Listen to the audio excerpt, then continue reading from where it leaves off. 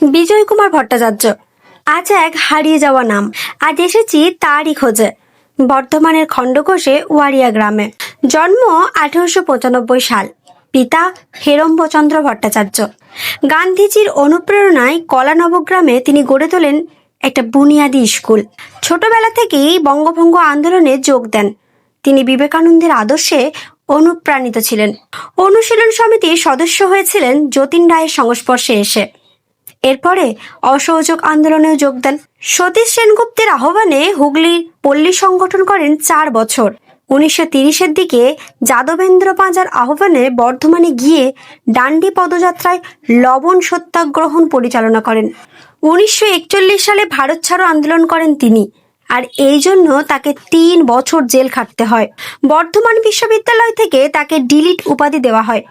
তিনি পিছিয়ে পড়া মানুষদের জন্য আজীবন নিরলসভাবে বিনামূল্যে শিক্ষাদান করে গেছেন। 1993 সালে এই বিশাল মহান মানুষটির জীবনাবসান ঘটে। বিজয় কুমার ভট্টাচার্যকে রাঢ়ের গান্ধীও বলা হয়। আমি এখন দাঁড়িয়ে আছি সেই বিজয় কুমার ভট্টাচার্যের বাড়িতে, আর দেখতেই পাচ্ছেন তার বাড়ির এই অবস্থা। ভগ্নপ্রায় এই বাড়িটিকে তার আত্মীয় স্বজনরাই সংরক্ষণ করে রেখেছে। আপনারা এই মুহূর্তে দেখতে পাচ্ছেন বিজয় কুমার ভট্টাচার্যের একজন আত্মীয়ার সাথে আমি কথা বলছিলাম। উনি জানান যে এই যে মাটির বাড়িটি তৈরি করেছেন বিজয় কুমার ভট্টাচার্য, তার বাড়ির স্মৃতি রক্ষার জন্য তারা মাথার উপরে খড়ের ছাউনি ফেলে দিয়ে অ্যাডবেস্টার বসিয়েছেন এবং মেঝেতে শান তৈরি করেছে, যাতে করে মাটি বর্ষার জলে গলে না যায়। তার এই স্মৃতিটুকু আমি আপনাদের সামনে তুলে ধরলাম।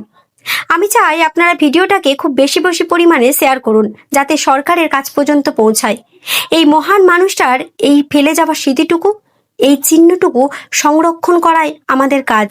আমরা চাই, আমাদের রিকোয়েস্ট, যাতে সরকার এই মহান মানুষটির এই ভগ্নপ্রায় বাড়িটিকে সংরক্ষণ করেন।